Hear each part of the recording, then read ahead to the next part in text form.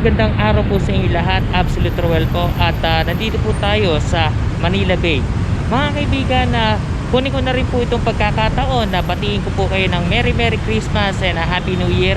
Ilang tulog na lang po mga kaibigan, 5 tulog na lang at Pasko na po. Kaya po tayo nandito sa Manila Bay dahil magbibigay lang po tayo ng konting update.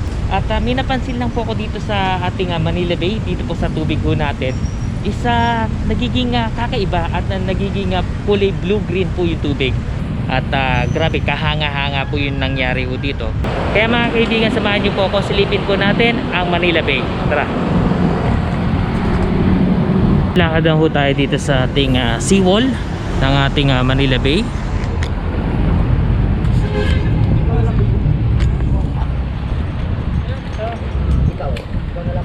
Yan, akyat po tayo dito. Okay, yan oh. Okay mga kaibigan, napapansin nyo, yan oh. Naging parang blue-green oh. Parang parang malapit sa kulay na downy mga kaibigan, di ba? Kaya kahanga-hanga ho itong nangyayari dito sa ating Manila Bay water zoo natin. Yan oh, tingnan nyo oh.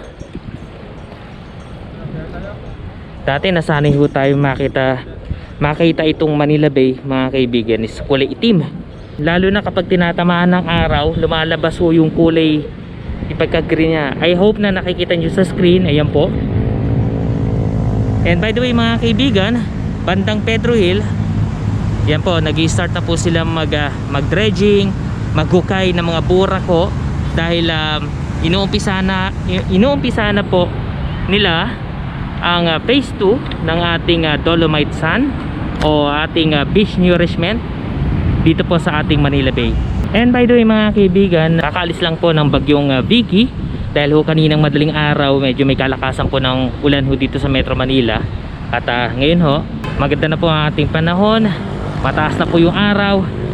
Tingnan nyo naman po ang ating tubig ho dito sa ating Manila Bay, blue-green. Ayan po. Tara, lakad ho tayo mga kaibigan. Pupuntahan po natin yung kabilang dulo po nito. At grabe mga kaibigan no? And in fairness mga kaibigan, wala hong basura ho dito sa ating Manila Bay, even dito sa ating mga bato-bato ho dito. And big shout out po pala sa ating team Mandaragat ho, na patuloy po naglilinis ho dito. At pinapanatilihin po nila yung kalinisan ho dito. Hindi sa nangangahulugan mga kaibigan na porket nandito ang ating team Mandaragat ng lungsod na Maynila, magkakalat po tayo. Mga kaibigan, that's a no-no. Matuto ho tayo kung pumunta ho tayo dito sa Manila Bay na malinis, please, umalis din po tayo na malinis. At kung makakahanap po kayo ng mga trash can, trash bin, please, ilagay nyo lang po ng proper dito. At higa lang naman ho natin itong lugar.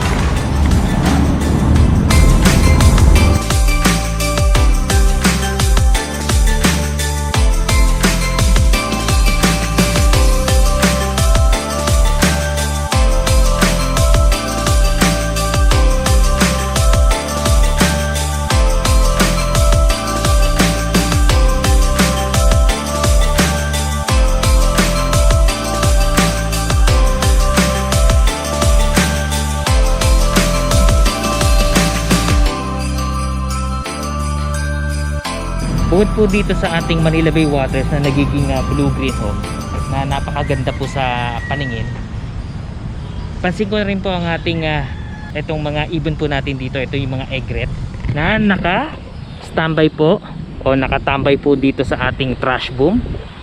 Yan po, isuzoom ko na lang mga kaibigan. Ayan mga kaibigan, no?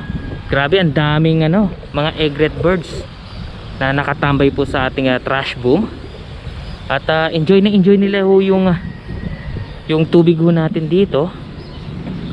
At marami pa rin ho doon sa may bandang Manila Yacht Club. Maya maya pupuntahan po natin yan. At sige, lakad ho tayo. Grabe, ang dami ang daming ibon, no? I hope na marinig nyo rin ho yung ibon ho natin. Grabe, ang lakas ng sounds ho nila. At ang dami ho dun sa Manila Yacht Club. Tara, puntahan natin. Okay mga kaibigan, malapit na ho tayo sa area ng Manila Yacht Club. Area din ho ng Quirino Avenue. Ayan mga kaibigan, ang daming ibon, oh. Grabe, oh. Tuwan-tuwa ho sila kasi kitang-kita nila yung tubig ko. Kasing malinaw. Kaya madali para sa kanila kung makakuha ng mga pagkain. No? Tingnan nyo. Ayan. Ang dami. Nakakatuwa naman, no? So, kayang-kaya nila mag-dive ho dito sa may baybayin po para makakuha ng pagkain na yan. Tingnan nyo. Ayan, oh. Ayan, oh. Oh, ang galing.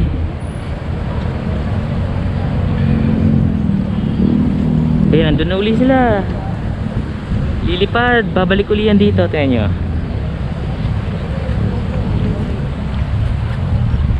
Ayan na sila. Ayan na, dive.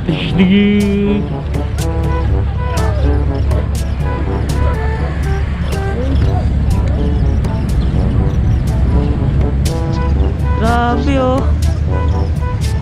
Daandang ibon ho to. By the way mga kaibigan, comment down below kung anong klaseng ibon ho to. Tama po ba ako? Egret birds ho ba to?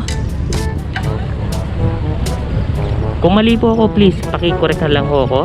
Please comment down below po. So mga kaibigan, nasa area pa rin ho tayo na Quirino. As you can see, nandito po sa gilid ko ang ating sewage water facility po natin. At Quirino Avenue side, yan, Quirino Avenue. At nandito po tayo, yan. Napaka diliksi ng ating mga ibon, no? Enjoy na enjoy sila sa kanilang mga pagkain ho dito sa baybayin ng Manila Bay.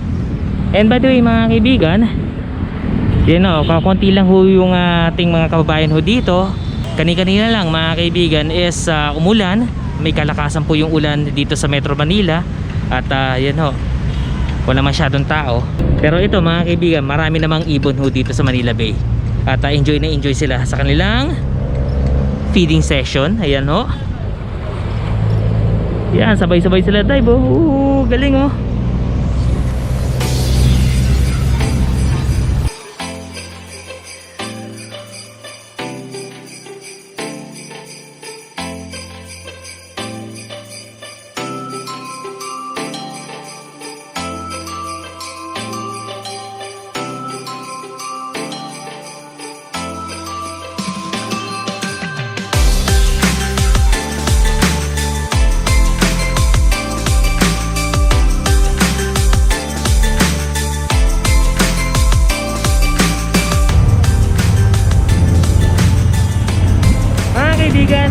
Maraming po salamat at sinamahan niyo po ako dito sa ating munting update regarding po dito sa Manila Bay.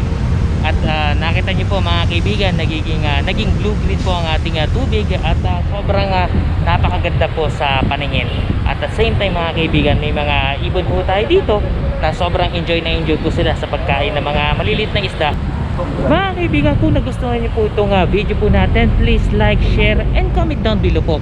And sa mga hindi pa po nakakapag-subscribe, please click nyo lang po yung subscribe button below and hit that notification bell para ma-notify po kayo sa mga bagong videos po natin.